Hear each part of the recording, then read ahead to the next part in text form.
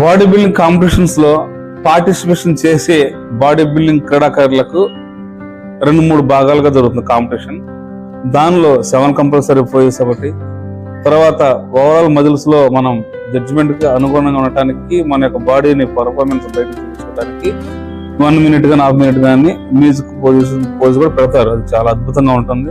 ఆ తర్వాత మనందరూ గ్రూప్ లో డివైడ్ గా రకరకాలుగా బాడీ బిల్డింగ్ క్రీడాకారులకు ఉపయోగపడటానికి వాళ్ళ యొక్క బాడీ బిల్డింగ్ క్రీడ యొక్క ప్రదర్శనని 10 మందికి చూపించి ఆ క్రీడని మనకు బాగా ప్రదర్శించడానికి, ఆ శరీర సౌష్ఠవానికి రకరకాలుగా మనం ఉపయోగిస్తున్నాం.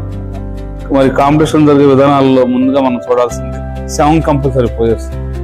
7 కంపల్సరీ పోయెస్ చూడండి అందరూ, ఎందుకంటే తెలియని వాళ్ళు కూడా నేర్చుకోండి. కొంతమంది జూనియర్ సార్ ఉన్నా కూడా 7 కంపల్సరీ పోయెస్ లో pose number 1 front double biceps. చూడండి చక్కగా లెగ్స్ ఒకటి చాలా ఫ్రీగా ఉండాలి, చెస్ట్ కానీ అన్ని బైసెప్స్ అన్ని చూసుకుంటుంది. ఓకేనా, అది కాప్ మజిల్స్ అన్ని రిలాక్స్. లాటిస్ మస్ డోర్సే.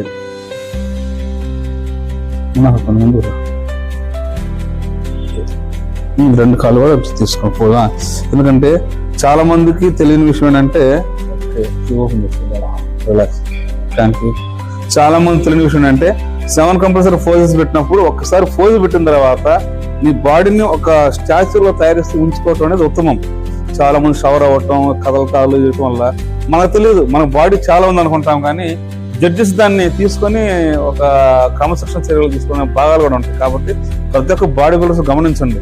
షవరింగ్స్ ఒకసారి పోజ్ పెట్టిన తర్వాత వెనక ముందు కదలటం కానీ, చెమటలు తీయటాలు కానీ, రింగులు, చైన్లు, బ్రాస్లెట్స్ అట్లాంటివి కూడా యూజ్ చేయొద్దు. మనం బాడీ తగ్గట్టుగా ఫెడరేషన్ IBBF ఏ విధంగా అయితే రూపొందించిందో రూల్స్ అండ్ రెగ్యులేషన్ దాని ప్రకారం కూడా మన కాస్ట్యూమ్స్ కూడా వాడాల్సి ఉంటుంది. Okay, pose number 3 side chest.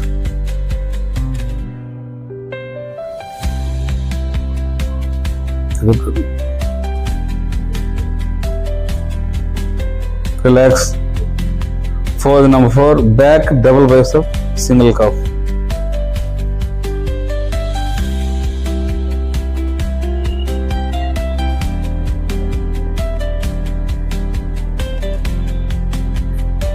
Relax. Pose number 5 back latissimus dorsi.